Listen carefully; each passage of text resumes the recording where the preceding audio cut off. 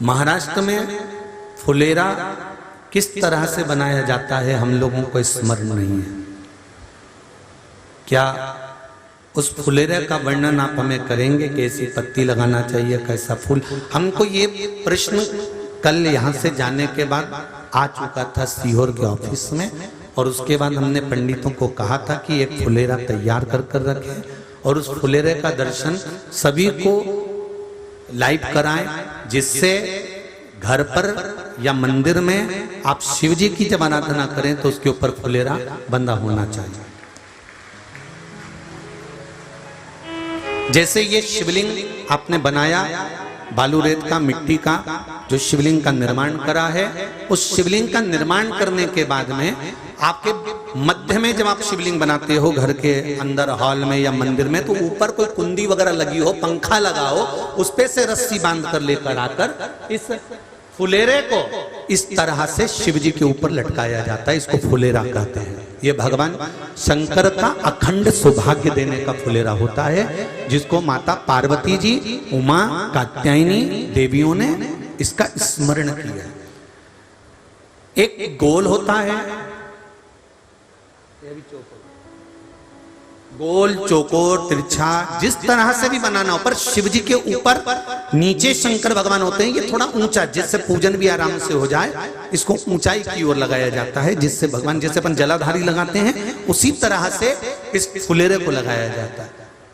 तो इस फुलेरे में कहीं ना कहीं पत्तियों को भी लगाना चाहिए। माला के साथ में कोई आम की पत्ती हुई, अशोक की पत्तियां हुई, उसका भी स्मरण इसमें आता है महाराज, उसका भी स्मरण। जैसे भगवान देवाधिदेव महादेव का शिवलिंग का जब दर्शन हो गए सबको फुलेरा का, अरे जम के तो बोलो, हो गए ना? अगर आपके स्मरण में फुलेरा नहीं हो तो उसका दर्शन अवश्य करिएगा। शिव मंदिर में अगर जलाधारी भी लगी हुई है तो जलाधारी से फूल बांधकर नीचे की ओर लटकाना चाहिए, पर लटकाना चाहिए, फुलेरा बनाना चाहिए।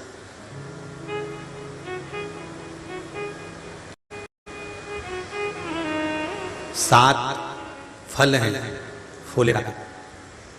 कितने फल हैं? 7। ध्यान दीजिएगा। पहला,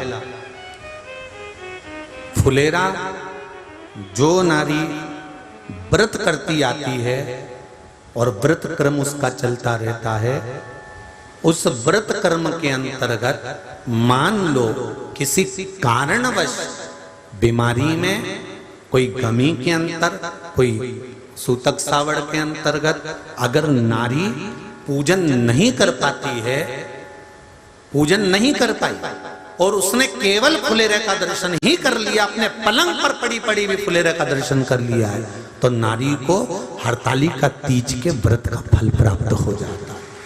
7 फल हैं भगवान शंकर के हरतालिका तीज के फुलेरे का। पहला फल व्रत का मूल। दूसरा, यदि कोई नारी आई और उसके संतान नहीं, 10 साल, 8 साल, 5 साल, 6 साल, 7 साल, 12 साल, 15 साल हो गए, उस फुलेरे का मात्र स्मरण कर कर एक पुष्प भी उसने अगर हल्दी कुंकू का लगाकर उस फुलेरे का टच कर कर भगवान शिव के पावन चरणों में रख दिया है और विनती कर कर गई है, तो अगला फुलेरा वो खुद बनवाती है, उसकी गोदी में संतान आ ही जाती है। अगला फुलेरा वो खुद बनवाएगी, के जाएगी, जी अगली बार फुलेरा मेरी तरफ से बनवा देना, मंदिर में फुलेरा मेरी तरफ से लगवाना, अगली बार जब तुम पूजन करो तो फुलेरा मेरी तरफ से बनवाना। ये फुलेरे का महत्व। तीसरा, महाराज हम कोई दान, गौदान, हरतालिका तीज की किताब है आपके यहाँ, जो लोग पढ़ते होंगे हरतालिका तीज की किताब, उसमें लिखा है ब्राह्मण देव को ये दान देना है, ऐसा दान देना है। अब कोई गरीब है, कोई साधारण है, नहीं है किसी की कैपेसिटी, नहीं दे सकता, तो क्या होता है?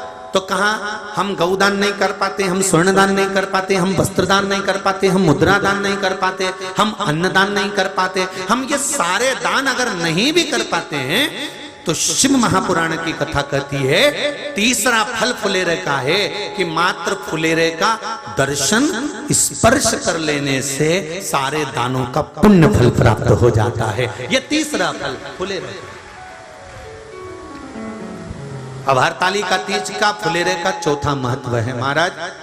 चतुर्थ महत्व हरतालिका तीज के फुलेरे का है, जो कुंवारी कन्या हरतालिका व्रत करती है, पहली बार जो हरतालिका तीज का व्रत करती हैं या हरतालिका तीज का उद्यापन कर देती हैं या किसी कारणवश शरीर ऐसा नहीं रहा कि बिना पानी के नहीं रह सकती, तो 2 बूंद अगर उन्होंने पानी भी पी लिया है या कोई कारणवश एक कुछ गलती हो भी गई है, तो मात्र फुलेरे का दर्शन कर लेने से वो गलती शंकर स्वीकार कर कर उसको क्षमा कर देते हैं। ये चतुर्थ भाव के अंतर।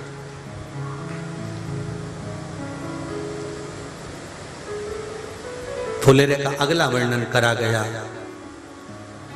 महाराज शिव तत्व की ओर, शंकर भगवान की ओर। हम ना काशी जा सकते हैं, हम ना सोमनाथ जा सकते हैं, हम ना किसी स्थान पर जाकर एकांत में भगवान शंकर का स्मरण कर सकते हैं। मान लो हमें एकांत में बैठकर शिव की भक्ति करना है, किसी मंदिर में किसी देवालय में जाकर भक्ति करना है, तो फुलेरे का मात्र दर्शन करने से, पूजन स्मरण करने से उस भक्ति का फल भी हमारे खाते में आ जाता है। और फिर अगला आखिरी का जो वर्णन किया गया है वो कहा गया कि पार्वती मैया गुफा में जाकर भगवान का भजन करती थी, शिव का स्मरण करती थी और फिर अपनी सहेलियों के साथ बैठकर शंकर का स्मरण करा, जिसका फल पार्वती को मिला। तो कहा हम ना किसी गुफा में प्रवेश कर सकते हैं, ना हम किसी गुफा में या जंगल में जा सकते हैं। इस फुलेरे के नीचे शंकर भगवान की जब अर्चना करते हैं, आराधना करते हैं, हरतालिका तीज के दिन फुलेरे के नीचे हम भगवान शिव की पूजन करते हैं, तो हमारा वन में किया गया भजन का फल ही हमको प्राप्त हो जाता है। ऐसे फुलेरे का तीज कथा कितनी तारीख को पूरी होगी? जम के बोलो जरा। 29 को। और हरतालिका तीज कितनी की तारीख की है? 30 की। 31 को गणपति जी बैठ जाएंगे, गणेश जी महाराज। तो 30 तारीख को हरतालिका के दिन निवेदन है प्रत्येक शिव मंदिरों का स्मरण हो, या जहां हरतालिका व्रत होता है वहां फुलेरे का स्मरण होना चाहिए। शिव भक्ति महाराज अगला वर्णन किया। शिव पुराण कहती है भगवान शंकर का अनुमोदन हरतालिका व्रत, हरतालिका तीज शिव महापुराण की कथा कहती है देव ऋषि नारद भगवान विष्णु से सुन लिए, ब्रह्मा जी से सुन लिए कि तप का महत्व, साधना का महत्व, पर जो उन्होंने तुमरुका जी से सुना तो देव ऋषि नारद से रहा नहीं गया। और देव ऋषि नारद ने तुमरुका जी से कहा, तुमरुका जी क्या भादो महीने के शुक्ल पक्ष की तृतीया तिथि का इतना महत्व है कि शंकर भगवान नेत्र खोल लेते हैं?